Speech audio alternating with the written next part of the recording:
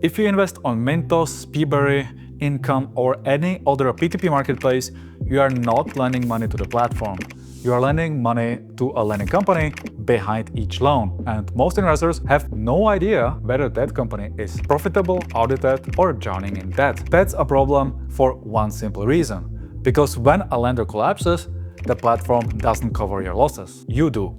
Today I'm showing you a tool we just launched that can help you make better informed investment decisions. We analyzed the financial reports of 175 loan originators across Europe's biggest P2P platforms and scored every single one of them. So in this video, I will walk you through it. Here's how most people invest in P2P loans. They see a platform offering 12% interest and a cashback bonus, they deposit money, they turn on the auto invest and think it's done. What they skip is the thing that actually matters, the financial health of the lender issuing those loans. And I understand why. To do this properly, you would have to review annual reports from hundreds of lending companies. Many of them are young fintechs in emerging markets. Some publish audited reports, some publish unaudited numbers, some publish nothing at all. Some reports are in different languages, different currencies, and many of them follow various accounting standards. So here's the thing. Most P2P investors are not reckless, they simply don't have the time to review hundreds of financial statements every time they want to invest another 100 or 1,000 euro. So they rely on the platform, a buyback guarantee, or the opinions of others. That's understandable, but it also means that many investment decisions are made without ever looking at the financial health of the company that will actually owe you their money. That's exactly the gap we wanted to close. Nobody really looks at the data properly, but we have crunched the numbers and now you can see the results in one place. So this is the new lender ratings page on P2P Empire. As of right now, you will be able to review financials from 175 lenders. Every lender gets a risk score from 1 to 10. The higher the score, the lower the perceived risk based on the reported financials. Not based on marketing, not based on the interest rate they pay, but based on the actual numbers in their financial statements. So here's what goes into the score. First, we look at the capital strength, how much of the lender's balance sheet is funded by their own equity instead of borrowed money. Above 40% is strong, below 20% is weak. A thin equity buffer means small losses can wipe out the entire company. Then we are looking at the leverage. Below 1.5 times is low risk, above 3 times means the lender depends heavily on external funding sources, which increases your investment risk should certain risks materialize. The lower the company's debt, the better. Then we look at the loan losses. We take reported impairments and put them in relation to revenue. If a lender loses more than 25% of its revenue to bad loans, that's a concern, especially for established companies. If we have at least 2 years of data, we show you where things are heading. Impairments falling relative to revenue mean that the risk trend is improving.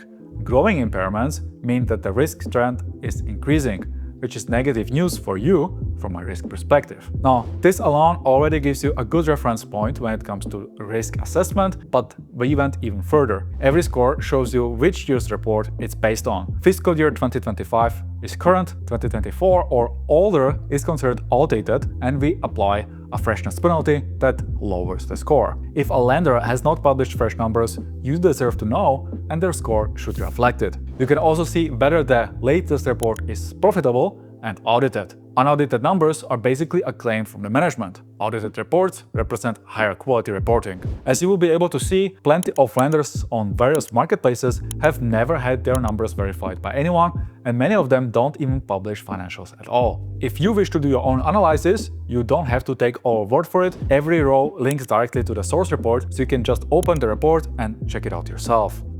You can filter by platform, so if you only invest on Mintos or Peaberry, you see only your lenders. You can filter also by risk band, and you can filter for lenders with a group guarantee. Quick word on group guarantees. Some lenders, especially on Peaberry, are backed by group guarantee. On paper, some of their numbers don't look attractive, but the Aventus Group guarantee was actually tested during the war in Ukraine. Every affected loan originator was repaid within roughly a year and a half. That's a real track record. Just don't assume every group guarantee on every platform would hold up the same way.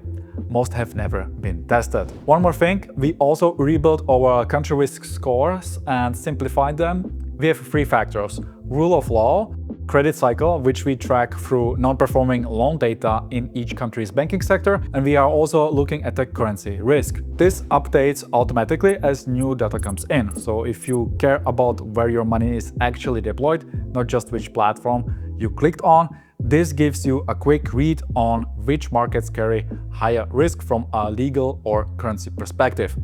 To be clear about the limits, we don't monitor this daily. Regulatory changes and major events are not baked in. So use this information to get a rough idea about the country risk, but don't rely on it as a live newsfeed.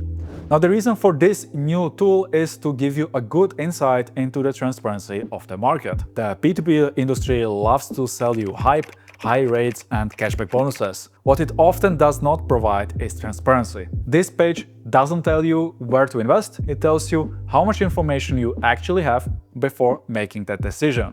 Some lenders report clean, audited, up-to-date financials, others rely on outdated or unaudited numbers. Now you can see the difference before you invest. As always, this is no investment advice. These scores reflect reported past performance, not future outcomes. Lenders can and do fail, but at least now you can decide whether the risk is worth it based on data instead of marketing. The link to the lender ratings page is in the description, and I will pin it for you also in the first comment below. We'll keep adding new lenders and fresh financials as reports get published. If you believe investors deserve more transparency in P2P lending, consider subscribing. We are building tools that help you make decisions based on data, not marketing, and there are more on the way. Alright, that's it from me today. Thanks for watching, and I'll catch you in the next one.